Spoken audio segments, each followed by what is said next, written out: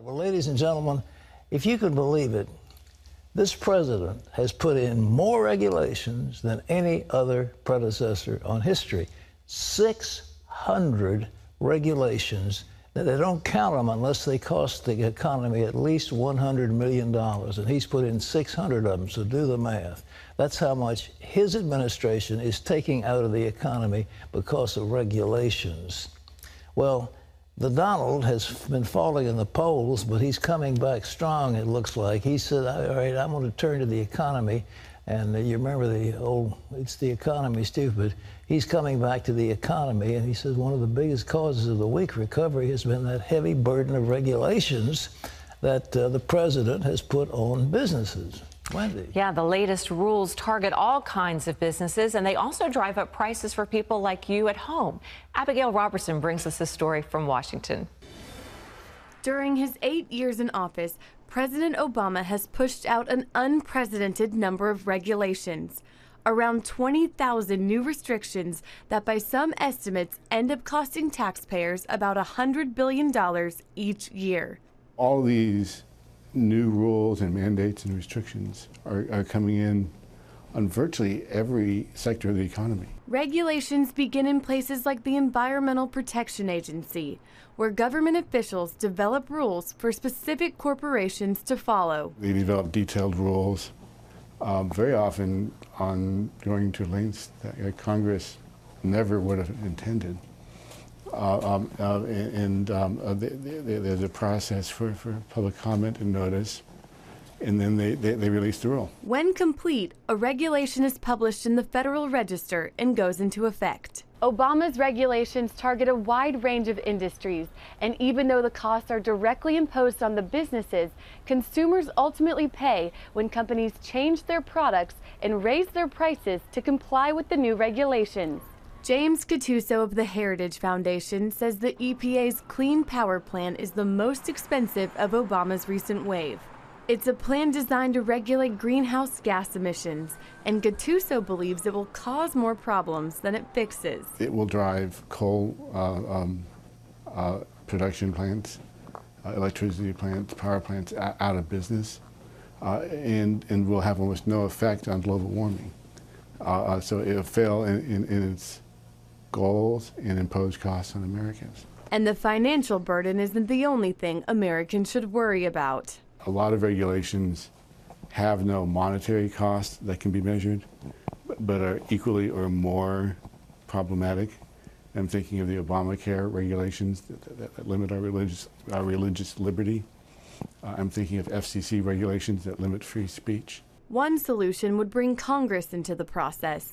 I think that a reform of the system that would make sense would be to require Congress to approve these regulations before they take effect. In that way, Congress is accountable for those regulations, and Congress has improved oversight over what's happening out there before the consumers have to pay. Although Obama's number of regulations stands out, Gattuso says the uptick started under George W. Bush.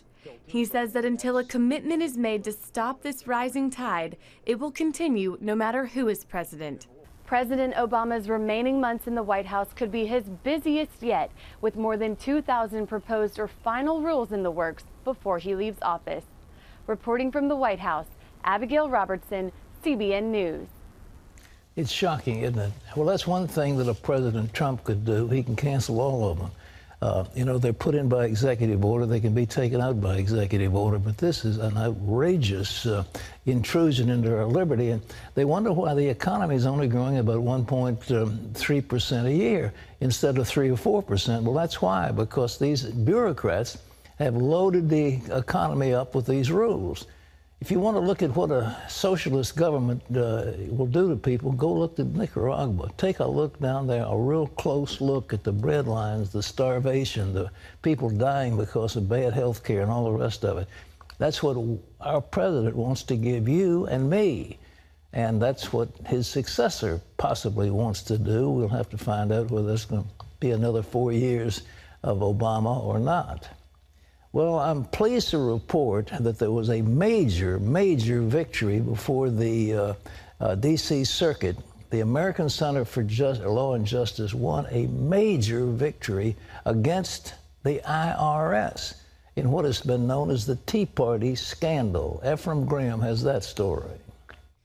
Pat, the court agreed with the ACLJ that the IRS has not stopped its targeting of conservative groups. The ACLJ represents 38 nonprofit groups who claim their applications for tax-exempt status were delayed and treated differently from others. The D.C. Court of Appeals has found the IRS sanctions against some pro-life and Tea Party groups violated the Constitution.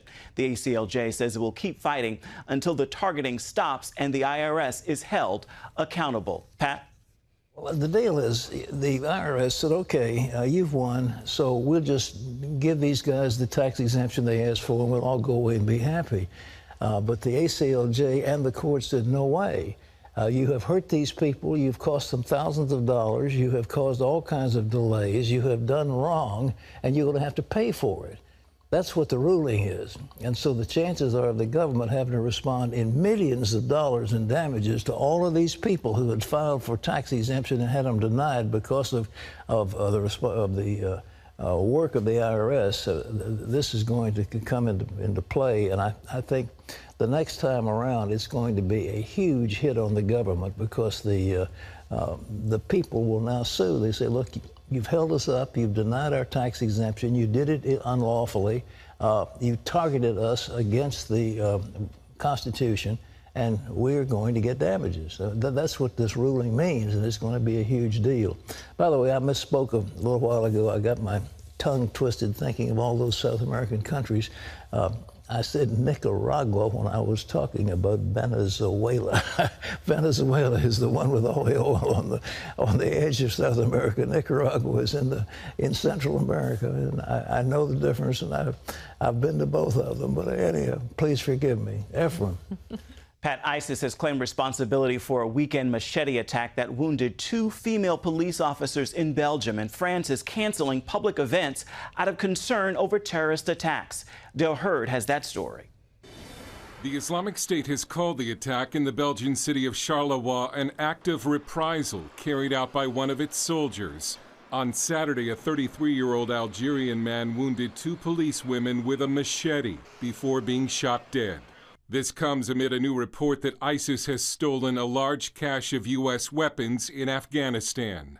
Belgium officials admit the Algerian attacker was known to authorities and was living in Belgium illegally. So why was he still at large? Belgian Prime Minister Charles Michel urged Belgians to avoid panic and not give in to terror. But it might be hard for the average Belgian not to panic, because it certainly looks as if the Belgian government is not in control of the situation. And France continues to be on edge amid fears of a new terrorist attack and has canceled festivals and sporting events. At one point, the Eiffel Tower was evacuated. Meanwhile, a burkini-only day for Muslim women at a water park in France has sparked outrage among some politicians and French citizens. The event was restricted to women wearing all-over swimming suits, often referred to as the burkini. This schoolteacher says it would be good if people were more open-minded about this subject because I don't understand how we anger them being more dressed than others. But it shows Europe's strange politically correct relationship with Islam and with Islamic terror. Dale Hurd, CBN News. More than 1 million people turned out for a pro-democracy rally in Istanbul, Turkey Sunday, including both supporters and opponents of President Recep Erdogan. The recent coup attempt in Turkey shook one of the most important nations in the Middle East to its foundation. But the aftershocks could likely have greater impact, not only within Turkey, but throughout the region and beyond. Chris Mitchell shows us why from Jerusalem. Since Turkish President Erdogan and his supporters defeated July's attempted coup, he's dismissed or arrested thousands of soldiers, judges, and teachers. The government also shut down more than 130 media outlets. Erdogan blamed a man named Fethullah Gulen for the coup. The two were former allies, but after falling out, have become bitter enemies. Gulen fled Turkey in 1999 and gained asylum in the U.S. He now controls a large movement from his Pennsylvania home, including many supporters inside Turkey. He denies any involvement in the coup, but Erdogan's purge seems designed to target many of them. Gulen had millions of supporters. If you accuse any one of them now and see any one of them as responsible for this failed and stupid coup, what do you do with these millions of people? Well, will they not be able to work? So how wide is the circle that you are punishing for this coup is a big question. Former Israeli diplomat Alon Liel says Erdogan took power in 2002 and began a quiet Islamic revolution. He slowly reversed secular reforms put in place by former President Kemal Ataturk in the 1920s. All the bureaucracy was secular, and he was a religious leader. He wanted to change Turkey. There is no due process now in Turkey. We have a dictator. We have a sultan. His name is Recep Tayyip Erdogan. Harold Rode, the former head of the Turkish desk in the Pentagon, says Erdogan has ambitious goals. And his goal is to basically bring back Islam as the ruling identity of the entire Islamic world. His way, his Sunni particular way, it's my way or the highway, and then to take the entire Muslim world and to advance Islam to take over the entire world. Erdogan, it seems to me, would like to be that caliph of the entire Muslim world and eventually the entire world. Erdogan once said, democracy is like a streetcar. You ride it until you get to your destination. As a NATO member, Turkey's coup response and Erdogan's consolidation of power are setting off alarms in the West. Erdogan has used that coup as an opportunity to destroy any remnants of democracy in Turkey. People are petrified. He has arrested over 50,000 people. He has given an order that any Turkish academic abroad must return home. If I were a Turkish academic in the United States or in Europe, I'd right away be asking for asylum. Liel says the coup provided Erdogan the ammunition to accelerate his revolution. Chris Mitchell, CBN News, Jerusalem. An alarming report. Pat? I knew it because it's in prophecy, but you know, Ataturk, they would say, I'm a child of Ataturk. Well, he came in the 20s and he said, look, we're not a Muslim country anymore. We're this constitutional democracy.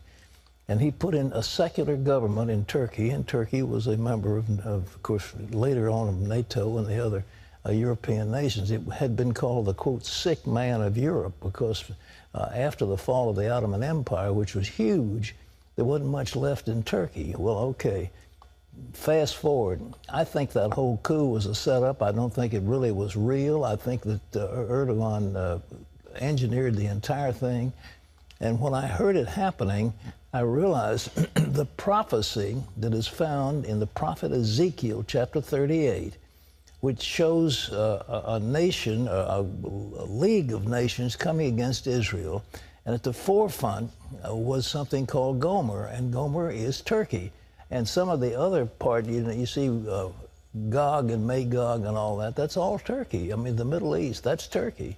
And Turkey is an increasingly important member of the coalition that will come against Israel in the last days. It will be Russia, at least the Caucasian countries. It will be Turkey. It will be Sudan. It will be, especially, it will be Iran, Persia. And they're going to come against Israel in the latter days. It's in the Bible. It's very clear. And this one is really writ large. So the idea that that coup was going to bring about democracy on westernization to Turkey wasn't going to happen. And I think the whole thing was a put-up. I think it was all a fraud to him to get power. And the fact that he's arrested over 50,000 people is absolutely shocking. Now, what do you think is going to happen to the Christians there? The government's already taken over a number of churches. It's going to be terrible persecution. I don't think we realize how bad it's going to get. He's turned the power. I mean, first, he had to get rid of the military. The military was standing against his ambitions. So he had to neuter the military, and he said this is a coup of the military. No such thing. It's all a fraud.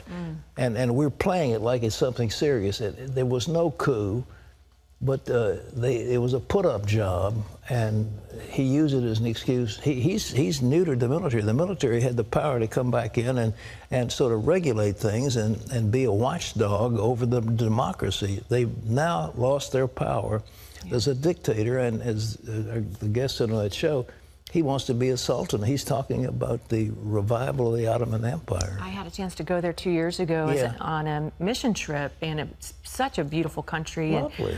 I'm glad I went 2 years ago. I wouldn't want to be there now. Well, there's a great move of God in Turkey. I mean, well, after all, you read the Paul's letter to the churches in Asia, you know, Ephesus and Thyatira and Laodicea and all those churches, they're all in Turkey.